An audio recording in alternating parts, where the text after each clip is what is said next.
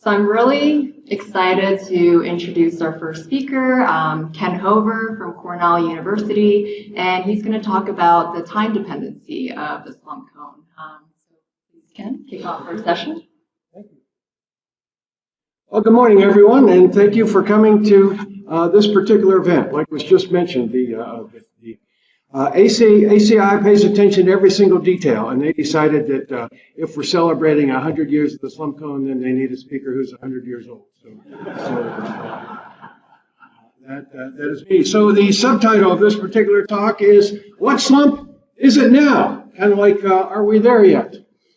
We're going to talk about slump. What is it good for? Now, there's just a few of us in the room, I can tell by the laughter, who remember the 1969 song. Slump, what is it good for? Absolutely nothing. Well, I'm going to improve on that. It is good for some stuff. For example, the correlation is quite good. The color of the concrete as it is slumped is very nearly identical to the color of the concrete before and after you slump it. So there's a correlation that you can take to the bank. We're going to talk about slump, water, and influencing factors, time dependency. Correlation requires control of time, and thinking in the future, we're going to go to the moon. Now, it's Sunday, so it's a sacred hour.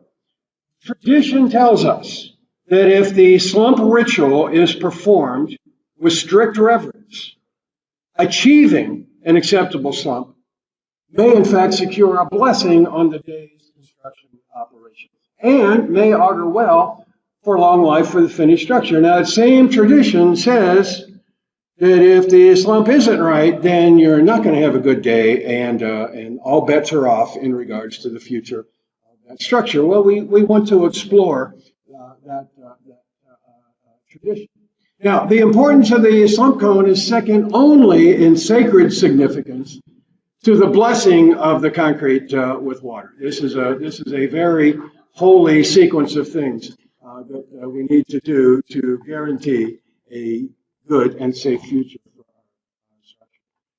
Now let's find out how controversial this truly is. George Tattersall, the great British rheologist, among other things, the slump test measures the slump of a concrete cone that has been cast in a standard manner, and that is all that it measures. Now, I have taken that and kind of simplified it. Slump is a fairly accurate measure of slump.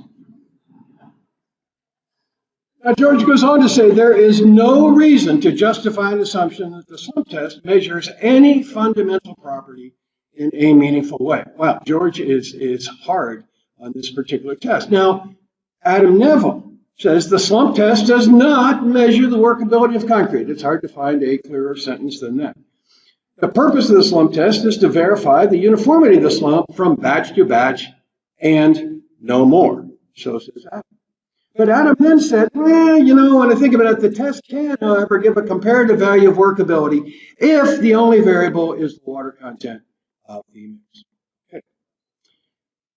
Sandor Popovich says the simplicity of the slump test makes it particularly suitable for field applications, and its reliability is not worse than that of standard test methods for compressive strength, air content, or unit weight of concrete.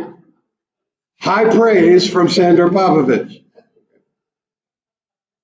Sandor says, however, the standard slump test deserves more appreciation than is generally given. It's kind of a Rodney Dangerfield, slump don't get no respect sort of a deal.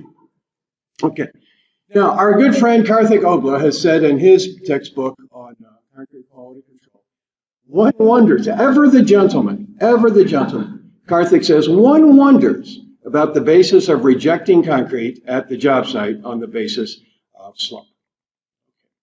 Now, let's think about what this test might be. Let's take a geotechnical analogy here. Let's take a dump truck and dump out a bunch of coarse aggregate, and a geologist or a geotechnical engineer would say, okay, we can measure something about the angle, the natural angle formed by that aggregate in response to its interparticle friction. So we can then go to a construction job site and look at this very stiff mix here, and we can get an angle of repose for that. So geotechnical engineers would say, okay, this is a legitimate physical way to evaluate the fluidity of the material. So now let's take a slump at a zero slump.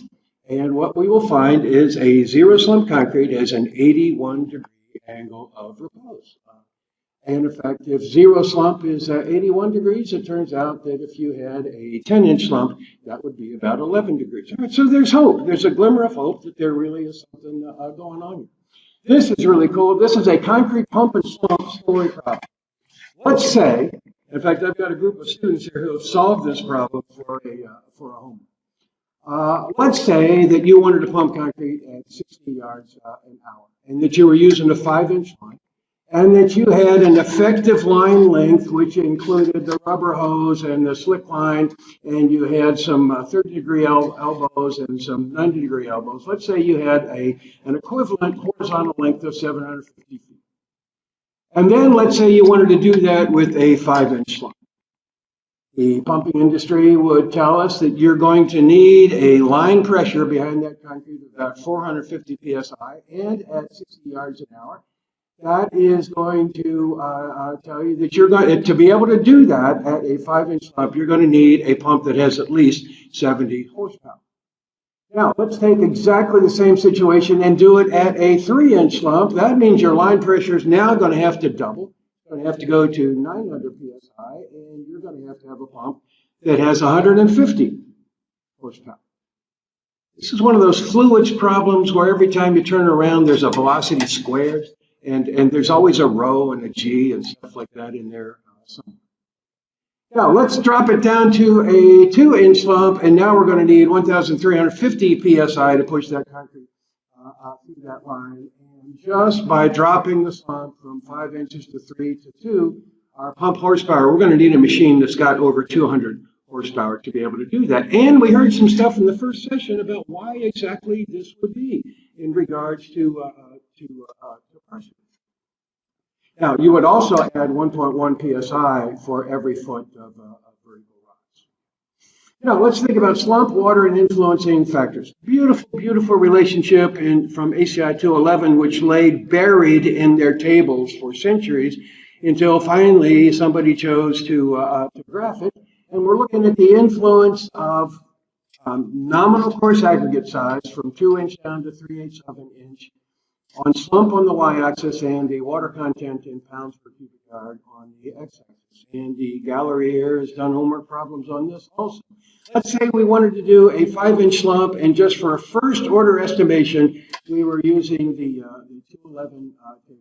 If you had a 2-inch aggregate, you'd need 295 pounds of water per cubic yard. At a 1.5, you're up to 310. At a 1, you're up to 325. At a 3/4, you need 350 pounds of water per cubic yard. A 1/2 aggregate, now you're up to 375. And for 3/8, we're up to 400. As the particles get smaller and smaller, there's more surface area. There's more surface that has to be coated by the paste. We're going to have more. Now, here's some other fun things to know and tell about the slump. There's a general rule of thumb in the industry that if you add 1 gallon of water to 1 yard of concrete, you'll increase the slump by about 1 inch. Well, by golly, that really works well if you have concrete which is already at a 4-inch slump and you are using a, oops, that's not what I wanted to do. I guess the pointer, okay.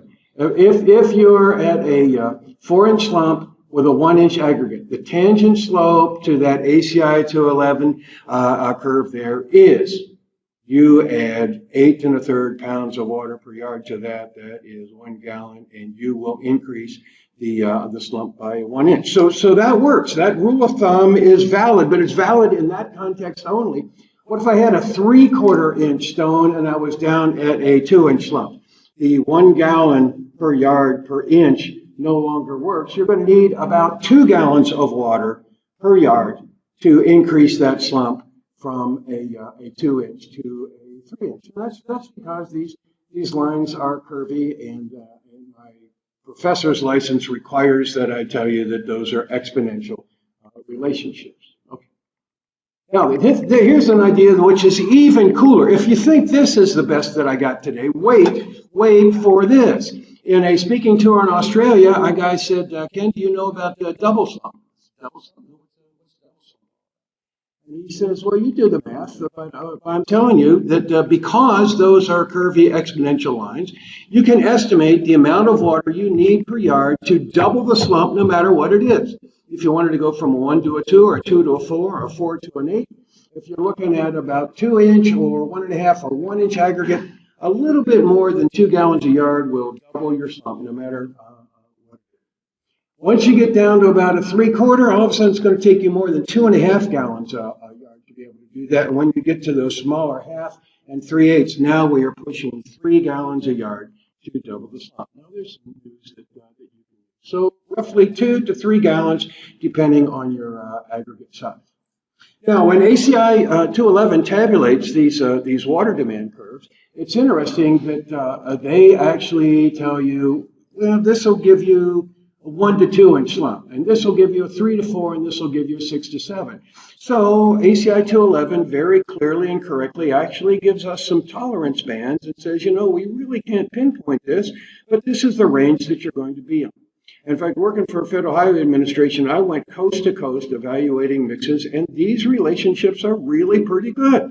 You need a little bit of local variation for your aggregates, but this is a really good baseline to start with. So what are the other factors which are going to come into play here? Well, aggregate shape and texture, that's worth about a plus or minus 5%. Combined aggregate grading, you can get a plus or minus 10% water demand out of that.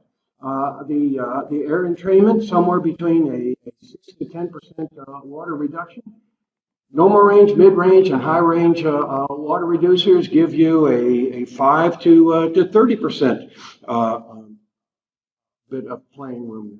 Our mineral admixtures, the larger ones like fly ash, generally are a water reducer. The very fine ones like silica fume, those are going to increase your water demand because of their fineness.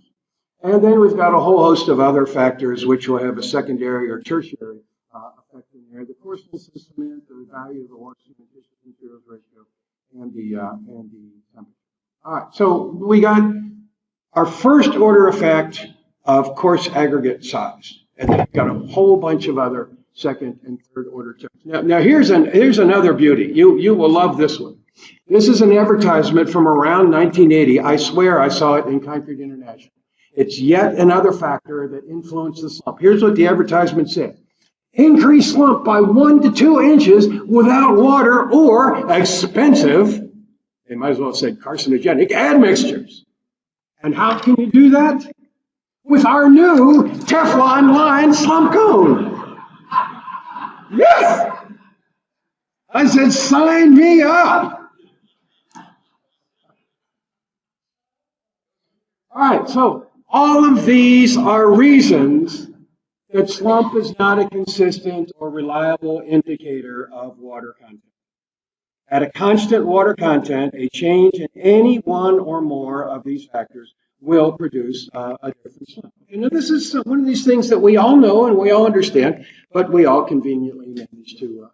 So a single slump test might tell us something about workability, but the trouble is the workability that we need to be able to shoot it is different from what we need to pump it, different from crane and bucket, different from vibration response that we heard so much about earlier, striking it off and finishing it. The morning presentations already laid this down very well.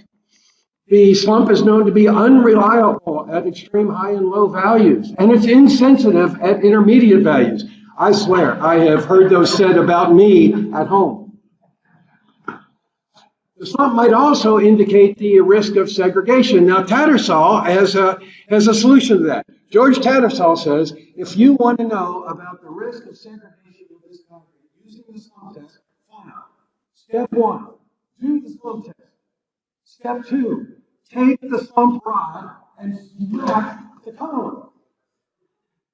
And if it falls apart, then you know, okay, this is going to segregate. So that's the Tattersall modified slump test. Adam Neville says if you want to know about finishability, do the slump test, but then pick up a trowel and go over to the slab and finish the slab. So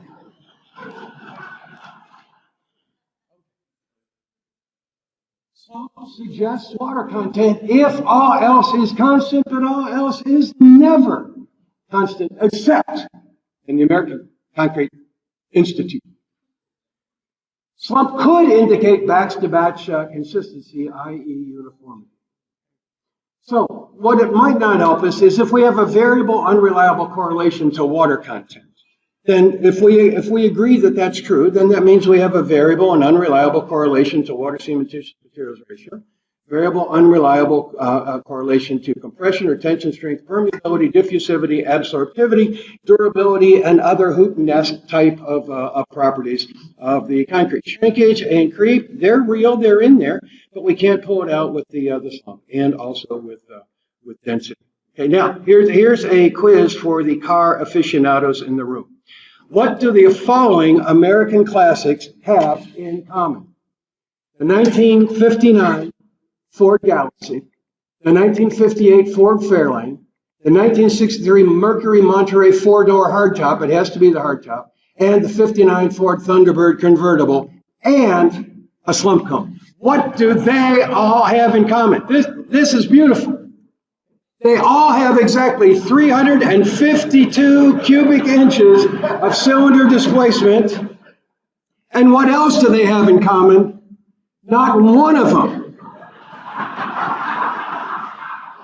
can measure water content, water cementitious materials ratio, strength, or durability. We're having some fun now, aren't we? Now, let's think about this time dependency business.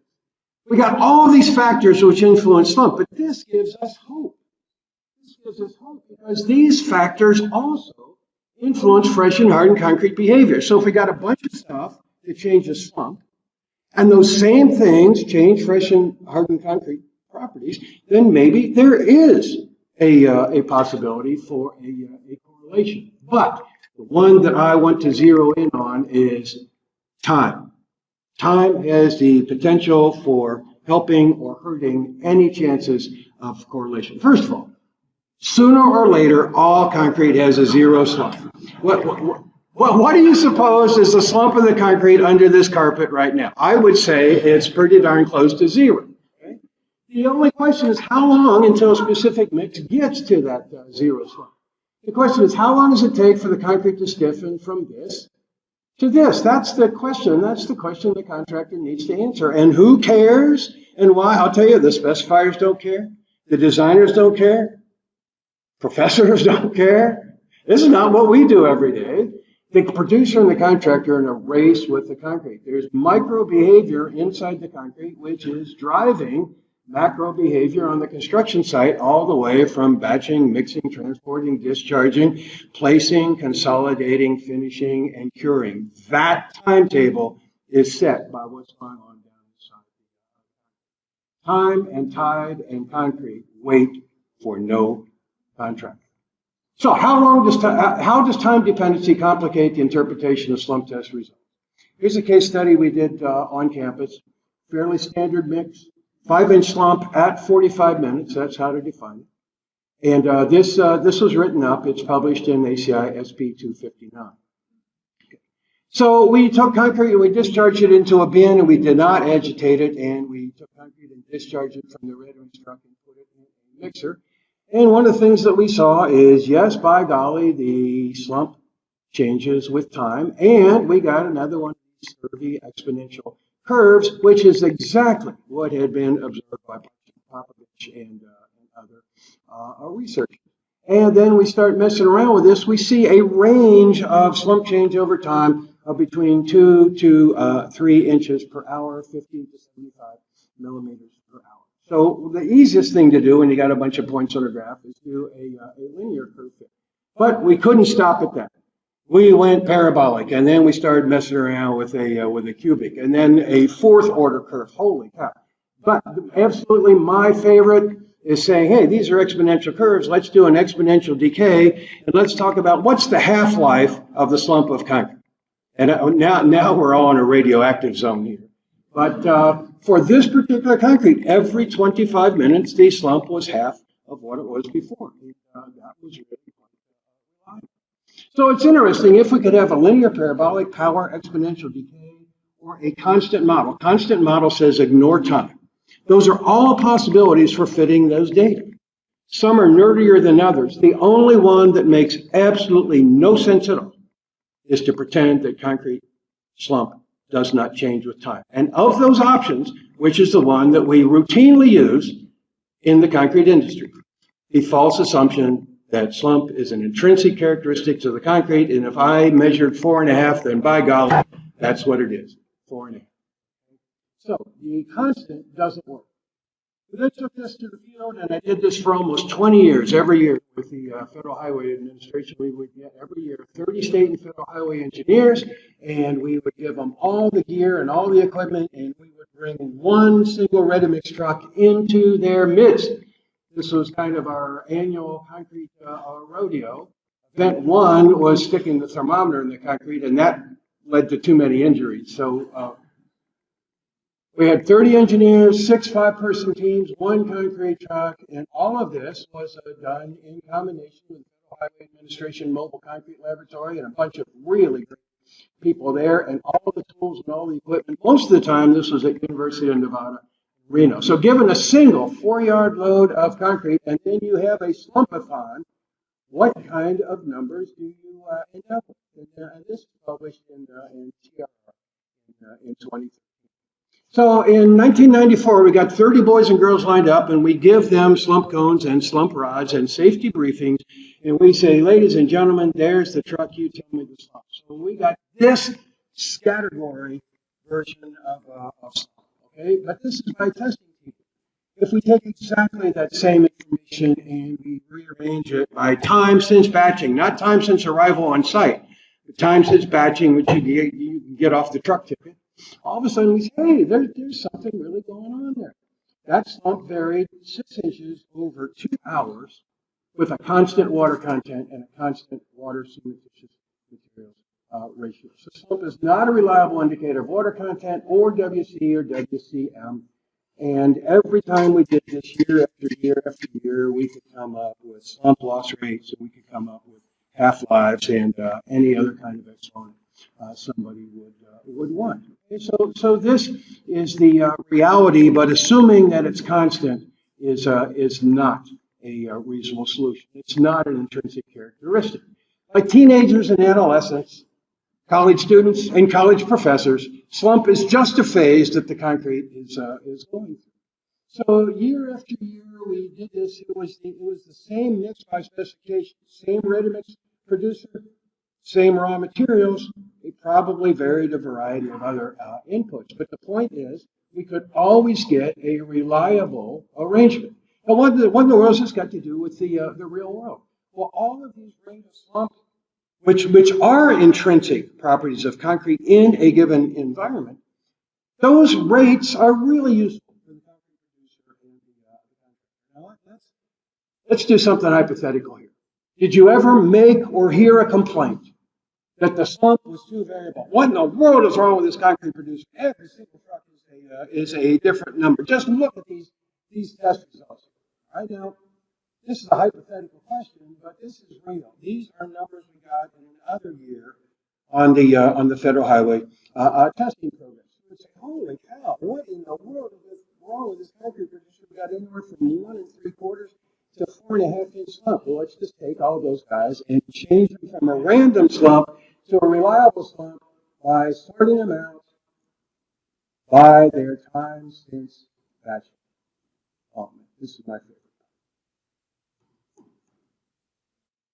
All of a sudden, that stuff that we are complaining about is a very uniform material as batch, and it's time which is imposing the change. So the apparently non-uniformity goes away. Now, here's another practical application. Depending on your interpretation of ASTM C94 and what version it is this month, Any single slump value obtained on site within 90 minutes of batching could be the one and only slump. Remember, what was it, Charlie Joe, who said there's one thing? There's one thing in life. The one thing could be the number that somebody writes down on that test report. So there's a state university one year where we had a 4-inch variation on what that one number could be. A 1.5, a 3.5, a 2.5, a 1.5, a 2.5, a 1.5 range.